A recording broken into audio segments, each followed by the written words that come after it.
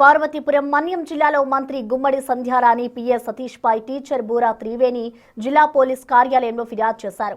తన భర్త మరణానంతరం కారుణ్య నియామకం కోసం సతీష్ తన వద్ద 5 లక్షల రూపాయలు తీసుకున్నాడని బాధితురాలు పేర్కొన్నారు. డబ్బులు తిరిగి అడిగితే దుర్భాషలాడమే కాకుండా పిఏకే చేరిన తర్వాత కక్ష సాధింపు చర్యలకు దిగాడని త్రివేణి ఆరోపించారు. మద్యం మత్తులో ఇంటికి వచ్చి కామవాంఛ తీర్చమని బలవంతం చేశాడని, అసభ్యకరంగా ప్రవర్తించాడని ఫిర్యాదులు పేర్కొన్నారు. మంత్రి సంధ్యారాణి తనయుడు పృథ్వీ కామ కోరికలు కూడా తీర్చమని ఒత్తిడి చేసినట్లుగా తెలిపారు.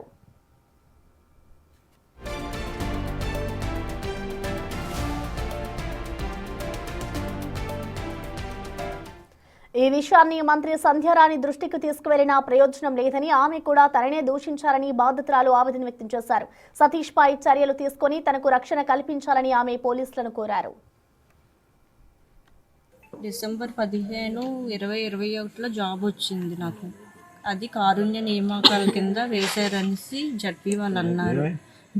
ఈ లోపు మంత్రి పిఏ సతీష్ అనే వ్యక్తి నా దగ్గర జాబ్ ఇప్పిస్తాను మీకు అనేసి ఇంటికి వచ్చాడు సార్.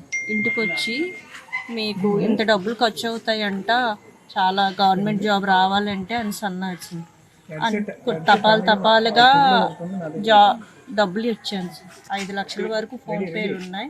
క్యాష్ పూర్వకంగా అయితే 3-4 లక్షల వరకు చాలా ఎక్కువే ఇచ్చాను. అయితే జడ్పీ వాళ్ళ దగ్గరికి వెళ్ళేటప్పుడు ఇలా డబ్బులు ఇంత ఖర్చు అయ్యింది, పిల్లలతో తీసుకున్నారంటమ్మా అనేసి అడిగితే పైసా కూడా మేము తీసుకోలేదని తెలిసింది సార్.